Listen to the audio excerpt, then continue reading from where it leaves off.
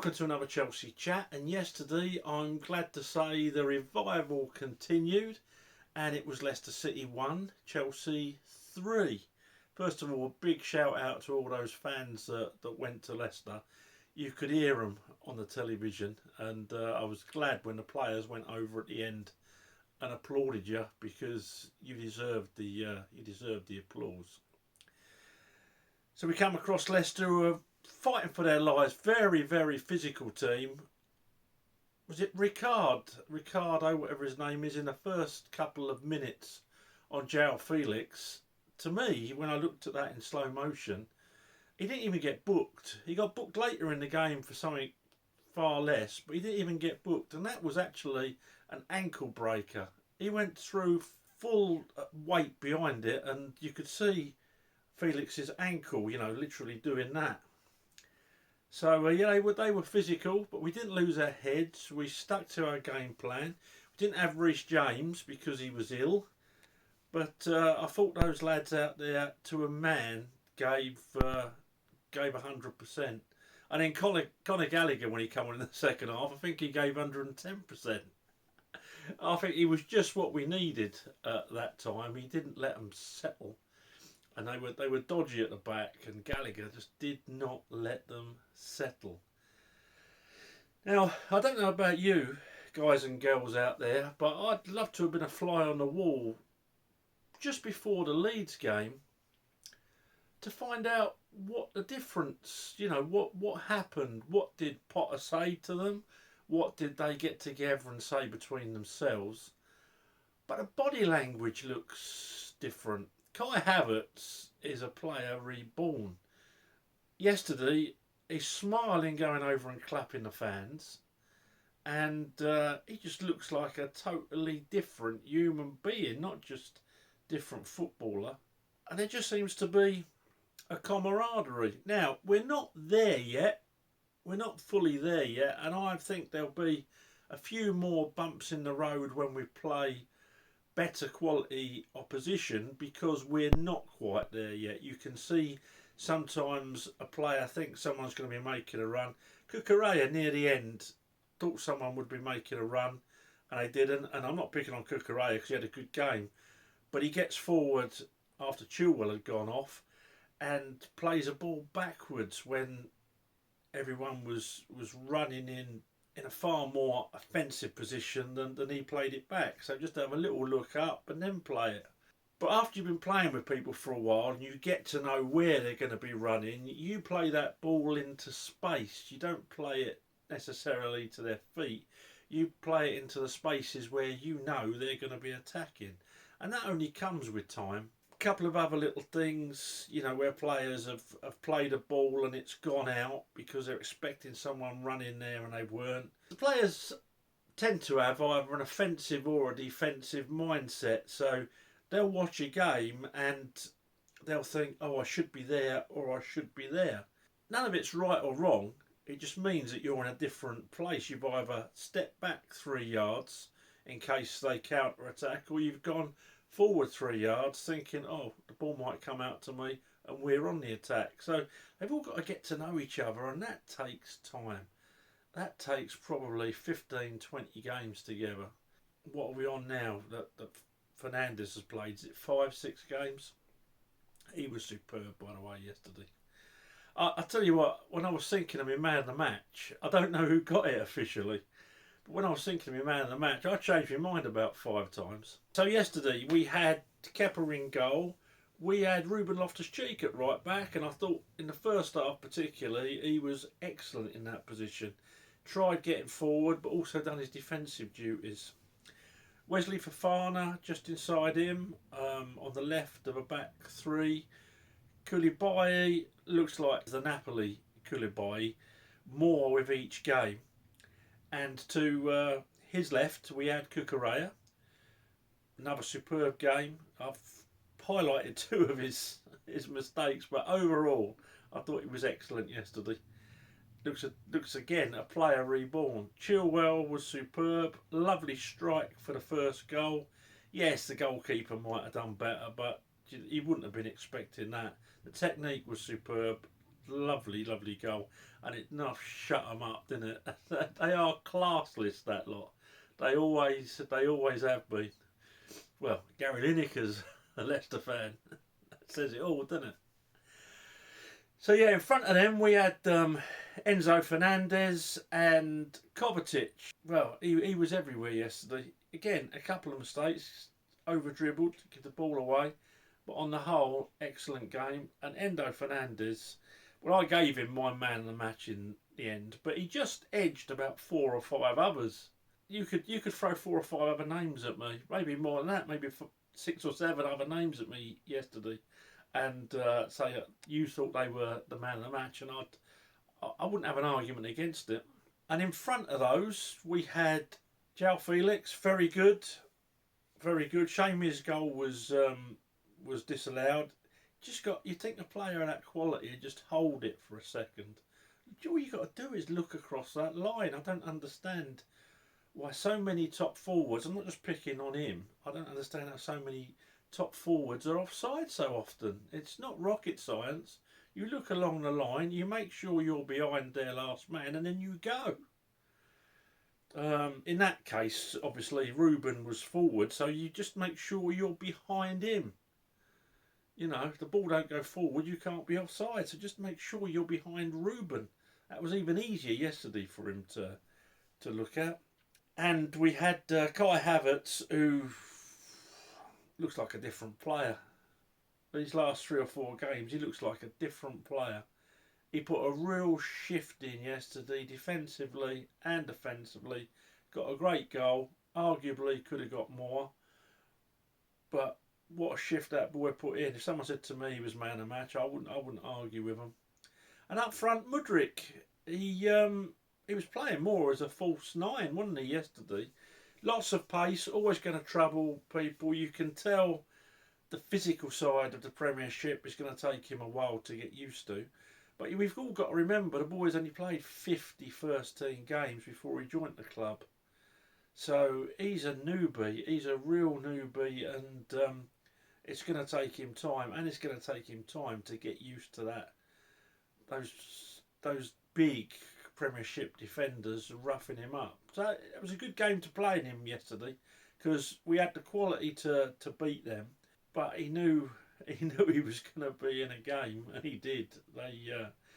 They took no prisoners, did they, Leicester? That was on Cover's goal. It was like watching Bruce Lee. It was a bit of a ninja kick. That ball from Enzo Fernandez for the Kai Havertz goal, though. Oh, mwah, absolutely sublime.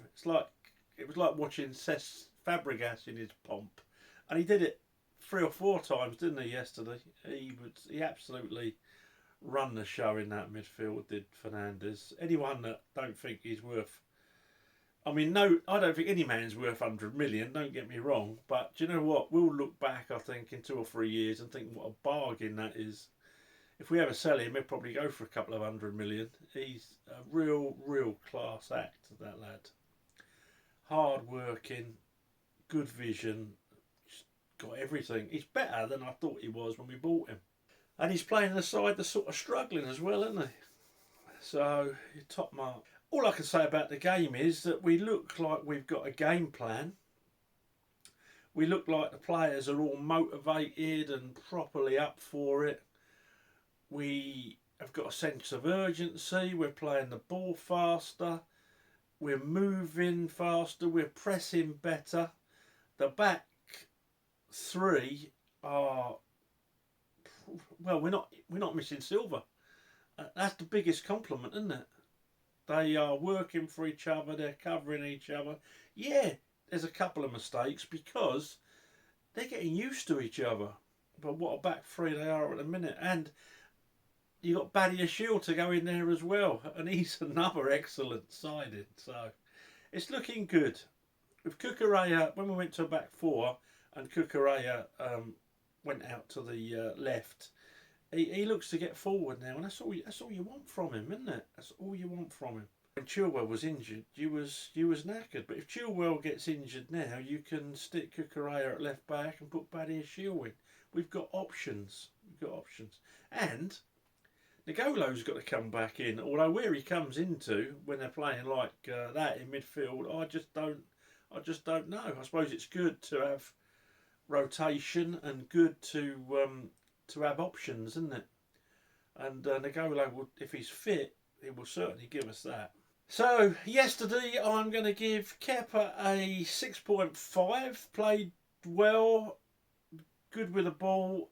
Come and flapped at a couple of crosses that could have cost us dear. One particularly, so he just gets a 6.5. But decent, playing really decent. Right wing back Ruben Loftus-Cheek gets a 6.5 from me. Decent game. Tried getting forward, playing out of position, doing a job for the team. Got stuck into his defensive work, but a couple of lovely runs going forward. A real good replacement for Reece James yesterday. Wesley Fofana, another good solid game. Good in the air, good on the ground. Some Rudiger type runs forward. Got a lot of stick from the crowd and answered them in the best way possible. 7.5. Koulibaly. The guy is actually immense when he's on form. He gets a 7.5 from me. I thought he played really, really well yesterday. And Cucurella is going to get a 7.5 as well. Ben Chilwell gets an 8 from me. Scored the goal. Always looking to go forward, but some really good defensive work as well. A couple of really good stops and a couple of vital tackles.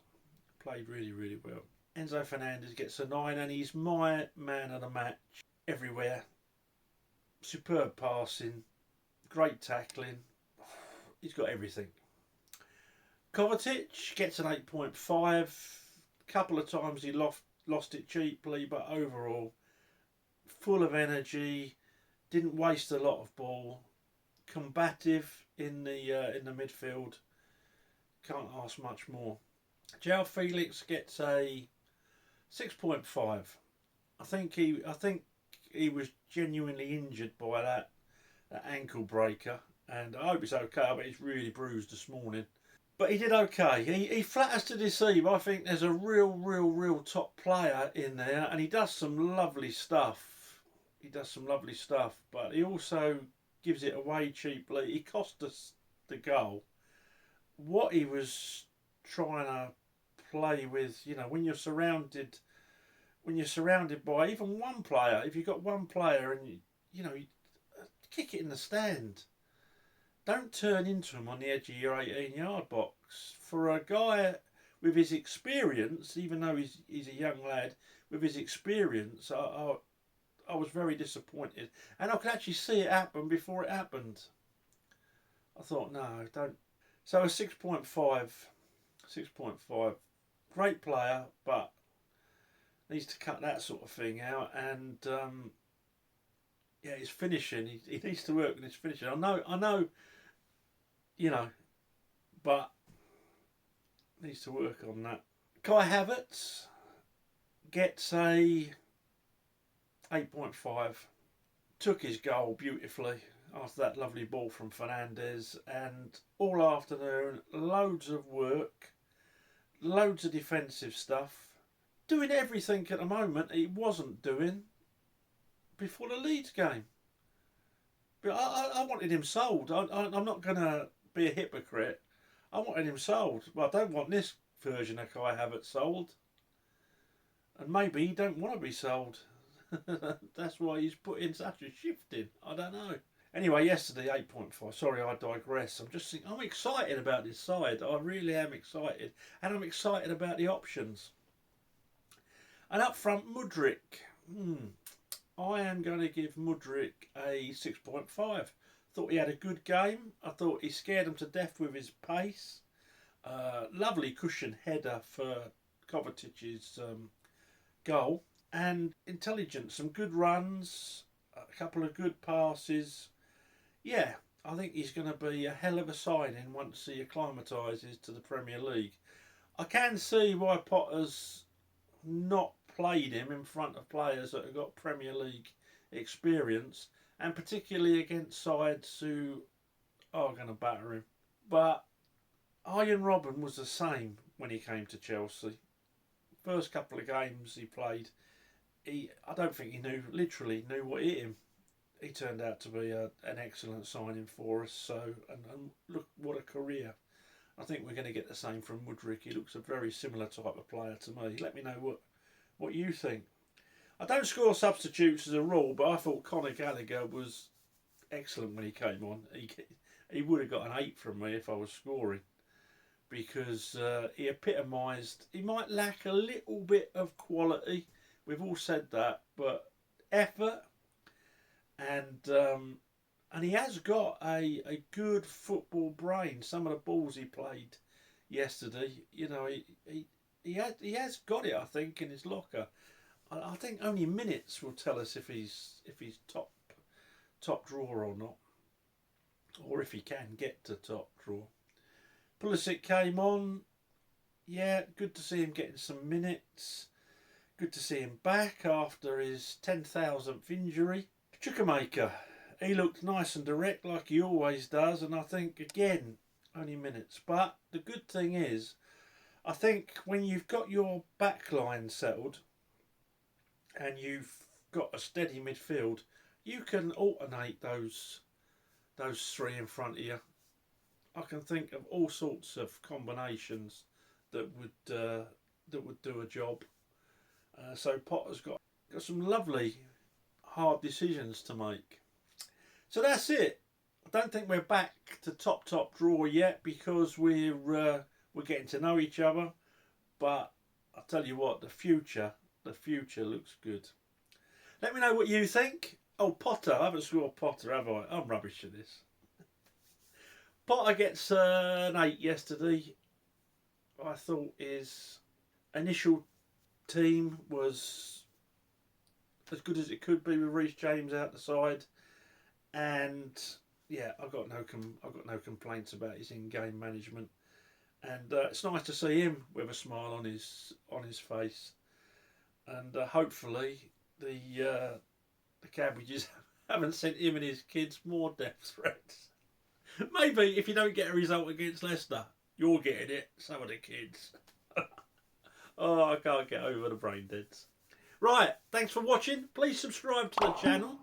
And, yeah, throw the video a like. Apparently it helps me. I shall speak to you after Everton, if not before. Thanks for watching. Up to Chelsea.